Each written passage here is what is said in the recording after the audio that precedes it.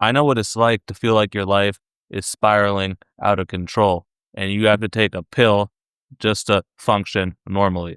If you're thinking about quitting Xanax, there are things that you need to know before you even try. In this video, I'm going to break those down using my knowledge and experience from having to quit myself. This video is made for educational purposes. I am not glorifying or promoting drug use in any form. Benzos are one of the most dangerous drugs to quit.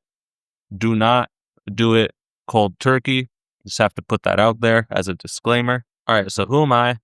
Why should you listen to me and not some dude in a lab coat? So my name's Raj. I've quit benzos multiple times. I've been to inpatient, outpatient treatment. I've quit on my own, tapering over several weeks. I've done all that.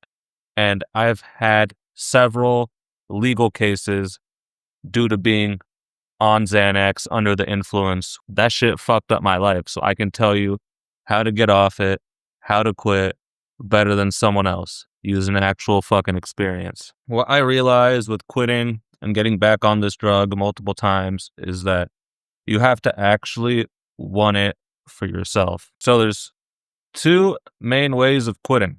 Since you can't just cold turkey on benzos, you'll die, you'll have a seizure.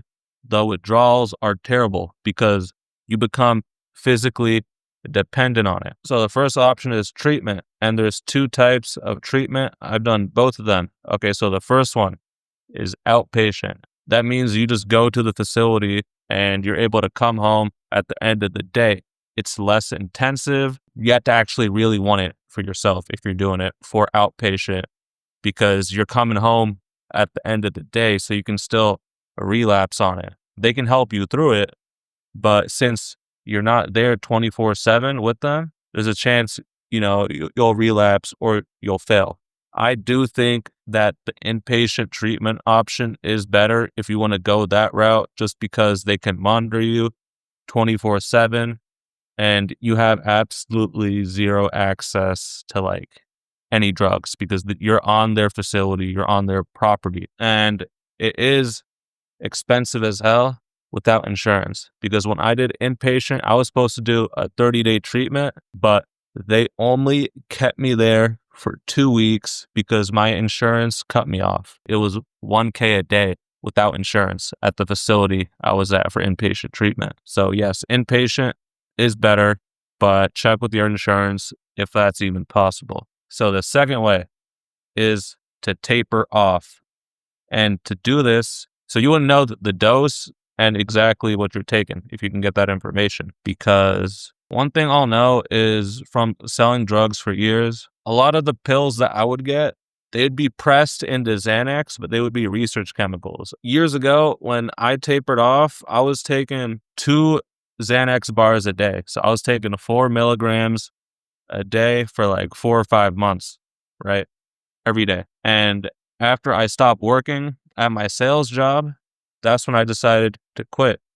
And it took me between 2 to 2.5 months. I started at 4 milligrams. So to taper every week or two, I would drop my dose by 1/4 or 1/2 a milligram, so I could slowly get off it and ease the withdrawal symptoms. When you taper, you have to slowly lower your dose over time to ease the withdrawal symptoms. You're still going to feel them. You're still going to be in a lot of pain.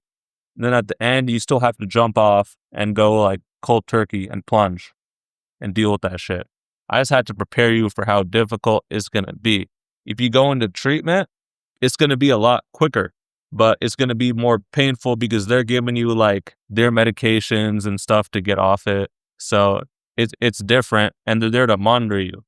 When you're tapering, you're doing it at home. You want to do this as safely as possible. One thing that is important to know is when it comes to benzos is the different half-lives of them. Xanax is on the shorter end.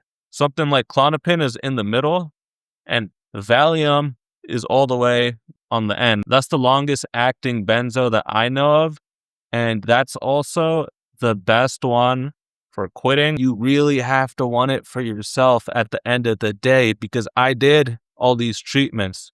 I quit multiple times. I caught several cases on Xanax. If you take Xanax, you're going to end up dead or in jail. That's a fact, for me at least. If you want to hear more about my story and addiction with Xanax, I'm going to link the video at the end and in the description. It's called My Addiction Story. Once again, if you're tapering, know how much you're taking. After you get your dosage, then make a plan and taper from there. Drop your dose every week or two. You can look up the water-soluble method if you need to get more specific with your dosage for whatever reason when you're trying to quit. Like I say, you're tapering and you need to get like this specific amount for this week or that week. Then you can use the water-soluble method just so you can be more accurate with how much you're taking. And if this video was helpful, like, subscribe, because I'm going to be dropping more of this type of content. I'm trying to help y'all using whatever helped me. Peace.